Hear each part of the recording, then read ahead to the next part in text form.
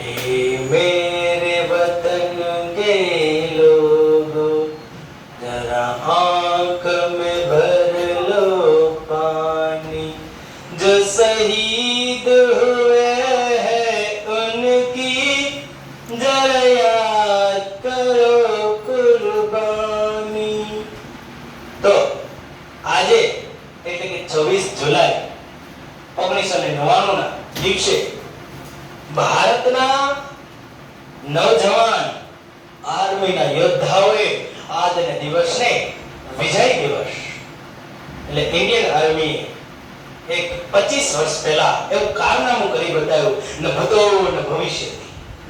એટલે ભારતનો જે તિરંગો છે એની આન બાન અને શાન એટલે ભારતની ઇન્ડિયન આર્મી અને એને વિશ્વ આખાને બતાવી દીધું તો મિત્રો કે ભારતની આર્મી પાસે કેવી તાકાત છે અને ભારતનો એક એક સૈનિક અણુબોમ્બ છે અને એ દુનિયાને પરચમ દેખાડનાર એ ભારતની ઇન્ડિયન આર્મી અને આ છે મિત્રો કાશ્મીર। અને કાશ્મીરનો એક મશહૂર જિલ્લો એટલે કે કારગિલ। આ કારગિલ છે ને વિદ્યાર્થી મિત્રો એ આપણે કેમ જૂનાગઢ જિલ્લો છે એમ કાશ્મીરનો એક નાનો અમથો કારગિલ નામનો જિલ્લો અને તે જગ્યાએ યુદ્ધ થયું।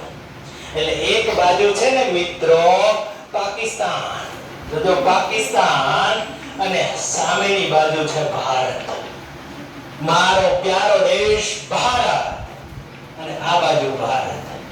તો મિત્રો કાશ્મીર તમે જોયું જ હશે તો કાશ્મીર વાદીઓથી, પહાડો અને કુદરતી સૌંદર્યથી ઘેરાયેલું આખું એવું સરસ મજાનું કાશ્મીર અને પર્વતોની ઊંચી ઊંચી ચોટીઓ અને એ કાશ્મીરની ઊંચાઈ લગભગ એમ જોઈએ તો દરિયાના તળથી 18,000 ફૂટ ઊંચા પર્વતો અને એની ઉપર યુદ્ધ થયું હતું। હા, બાકાજી કે યુદ્ધ થયું હતું અને ઈ યુદ્ધની અંદર ઇન્ડિયન આર્મીનો જે વિજય છે ને એની વાત છે તો એ 18,000 ફૂટની ઉપર આવેલું એક ટાઈગર હિલ।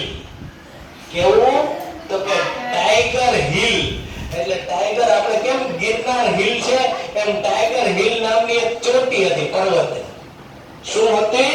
પર્વતની ચોટી। અને એ પાકિસ્તાનની સેના જ્યારે કહેવાય કે બરફ પડવાની ઋતુ ચાલુ થાય ને કાશ્મીરમાં ત્યારે આપણી ઇન્ડિયન આર્મી એ પોતાના અડ્ડા મૂકી અને નીચે હેડક્વાર્ટર હોય ને પહાડોની નીચે હેડક્વાર્ટર અને એ હેડક્વાર્ટરની અંદર છે ત્યાં એ સૈનિકો આવી જતા હોય છે કેમ કે ખૂબ ઠંડી પડે, બરફ પડે એટલે માણસનું લોહી પણ જામવા માંડે અને એવા દુર્ગમ પહાડો ઉપર કેમ સેના રહી શકે। એટલે પહેલાના સમયમાં આપણી સેના હેડક્વાર્ટરમાં રહેવા આવી જાય અને એ પાકિસ્તાનની સેના છે મિત્રો એ પાછળથી ધીરે ધીરે એ સરસામાન સાથે બંદૂકોની સાથે એ ટાઈગર હિલ અને એવી કાશ્મીરની ઘણી બધી જે હિલ્સ હતી ને એટલે કે મોટી મોટી ડુંગરની ચોટીઓ ઉપર જઈને બેસી ગઈ અને પછી તો તમને ખબર છે કે પાકિસ્તાની એટલે કેવા તો કે ઉપરથી બેસી અને ઇન્ડિયન આર્મીના નીચેથી ટ્રક જતા હોય અહીંથી આપણે જતા હોય ને ઇન્ડિયન આર્મીને તો ખાવાનું બધું જોઈએ ને તો એ પહાડની નીચેથી સરસ મજાના માર્ગ હોય અને એ માર્ગમાંથી જેવા જ ટ્રક જાય એટલે પાકિસ્તાનની આર્મી ચોટી ઉપર બેસી અને આમ ભારતના સૈનિકો હમ યુદ્ધ છેડી દીધું અને ભાઈ યુદ્ધની બાકાજીકી બોલવા માંડી હો। પણ ભારતની ટીમને જીતવું અશક્ય હતું। દુનિયાના સારા દેશના લોકો આ યુદ્ધને જોઈ રહ્યા હતા ટીવીના માધ્યમથી કેમ કે આ ભારતની સેનાને અહીંથી ઉપર ડુંગર ઉપર કેમ જીતવું? બોલા તો ઉપર બેઠા ડુંગરની ઉપર અને ત્યાંથી યુદ્ધ કરે છે એની માટે હાવ હેલું હતું। ત્યાં ઓછા વ્યક્તિઓ હોય તો તમે એને જીતી ન શકો। એ પોઈન્ટને તમે જીતવો ખૂબ ક્યાંક ને ક્યાંક ભારતની જે કહેવાય ઇન્ડિયન આર્મી માટે આ ટાઈગર હિલ જીતવીની મહત્વની થઈ ગઈ।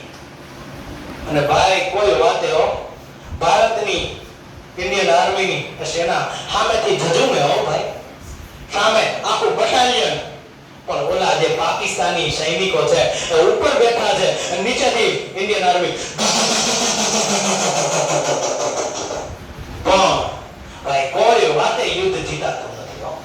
એન કસોટી થઈ ચાલુ બાકા જીકી બોલી અને કેટલાય સૈનિકો શહીદ થયા. 300 જેટલા સૈનિકો શહીદ થયા અને ઇન્ડિયન આર્મીના મોટા મોટા મેજરો, મોટા મોટા થિંક ટેન્ક જેને કહેવાય કે વિચારોની જેની આઝાદી હોય એવા માણસોએ મીંડું વિચારવા કે યુદ્ધ કરવું, કેમ જીતવું અને એમાં આ ટાઈગર પોઈન્ટ જીતવું. એમાં એક મેજરને વિચાર આવ્યો કે આપણે એક નાની અમથી ટુકડી બનાવીએ, કે 50 જણાની એક ટીમ બનાવીએ અને ઈ 50 જણાની એક ટીમ બરોબર ઈ પાછળના એટલે પર્વત છે ને એ ટાઈગર હિલ વાળો એના પાછળના ભાગથી જાય અને ઉપર ચડી અને ઉપર રહેલા પાકિસ્તાની સૈનિકોને એ તગડી મૂકે, ખદેડી મૂકે એવી યોજના ઘડાની અને એક બાજુથી અહીંથી ફાયરિંગ ચાલુ રાખે. આવું આયોજન થયું. રાતનું અંધકારું, ઘનઘોર રાત્રિ. એ આ 50 જણા મર્દના ભાડિયા એવા 50 ભારતના વીર સપૂતો હાથમાં અને સર પર કફન બાંધકર નિકલને વાલે મौत से नहीं डरते આવા વીર સૈનિકો. અને 50 જણા ભાઈ ઉપડી ગયા બાકા દીકરી બોલાવતા અને ઈ અહીં ધીરે ધીરે પાછળ છોડે છે. રાત્રિનો 2 વાગ્યાનો અંધકાર અને હાવલા બોલે એવું વાતાવરણ ભાઈ એ ટાઈગર હિલનું એ વાતાવરણ હાવલા બોલે હો. અને ઈમાં ધીરે ધીરે આપણી ઇન્ડિયન આર્મી સેના અહીંથી બાકા જીકી બોલાવે એટલે આ બધાને એમ કે આગળથી જ આવી છે.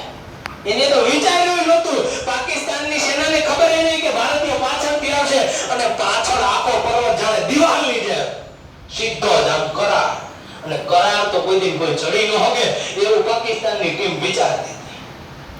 સવારના 4 વાગ્યા હો. એમાંથી એના એક સૈનિકને પેશાબ લાગ્યો અને પાછળ આવ્યો અને જોયું ને પાછળ કઈ ખડખડ અવાજ આવતો હતો અને એને એમ કીધું ઓ માય ગોડ, ભારતની સેના પાછળ આવી ગઈ અને અંધારામાં કઈ દેખાય નહીં પણ ત્યાંથી ગોળીઓનો વરસાદ ઉપરથી એને ચાલુ કર્યો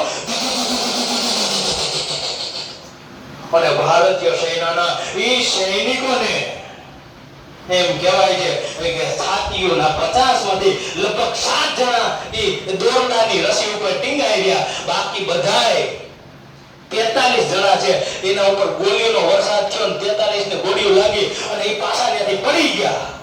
ઓલા 7 જણા જે ચોટી ગયા ને એમાંનો એક યોગેન્દ્ર યાદવ નામનો યોદ્ધા એને 12 ગોળીઓ લાગ્યો. પેલો જ હતો પેલો જ નારો લઈને ઉભો હતો અને ધીરે ધીરે તોય હિંમત કરી ભારત માતા કી જય હર હર મહાદેવના નારા સાથે બધાએ રાત્રે 4:30 ઉપરના ટાઈગર હિલના પોઈન્ટ ઉપર ચડ્યા અને જોયું તો પાકિસ્તાની લોકો અહીંથી બધાએ ભારતની સેના સામે યુદ્ધ કરતા હતા અને તા જેવો યોગેન્દ્ર યાદવ અને એના ભેગા બીજા 7 સૈનિકો ચડી અને ઉપર રહેલા પાકિસ્તાનીઓને ફૂંકી નાખ્યા. ગ્રેનેડનો ઘા કર્યો અને એ 25 જેટલા દુશ્મનોને ઉપર મારી નાખ્યા અને સવારના 6 વાગ્યાનો જેવો જ સૂર્યનારાયણ ઉગે છે અને ઉગતાની સાથે ભારતનો તિરંગો ત્યાં લહેરાય છે અને ભારત માતા કી જયના નારા સાથે એ યોગેન્દ્ર યાદવને જોવે છે. નીચેથી સૈનિકો ખુશખુશાલ થઈ દોડે છે અને યોગેન્દ્ર યાદવને ત્યાં જઈને જોવે છે ને તો 18 ગોળીઓ લાગેલી.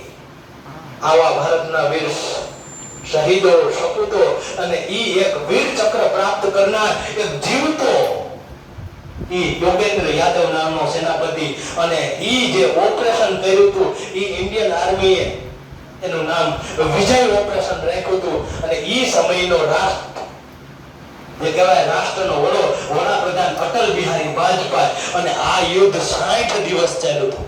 કેટલા દિવસ મિત્રો? 60 દિવસ સુધી આ યુદ્ધ ચાલ્યું હતું અને ભારતનો ભવ્ય વિજય થયો અને આજે એ ભવ્ય વિજયના 25 વર્ષ થયા છે.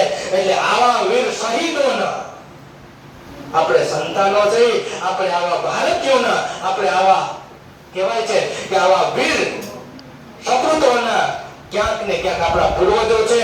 આપણે એની માટે ક્યાંક ને ક્યાંક આપણા જે કહેવાય છે કે પૂર્વજો માટે આપણી અંદર એવી ભાવના હોવી જોઈએ આપણા શહીદો માટે આપણી અંદર એવી શ્રદ્ધા જાગવી જોઈએ કે ભારતનો એક વીર, એક સૈનિક કેવો હોય, કેવો વીર યોદ્ધા હોય, અને ભારતનો એક વિદ્યાર્થી પણ એવો જ છે કે આજનો વિદ્યાર્થી આવતીકાલનો સૈનિક, આવતીકાલનો દેશનો ચલાવનારો બનશે. તો આજના દિવસને આપણે બધા યાદ કરી અને આના જેટલા પણ શહીદો અને ટોટલ આ યુદ્ધની અંદર મિત્રો ટોટલ શહીદ છે ને એ 527 લોકો શહીદ થયા.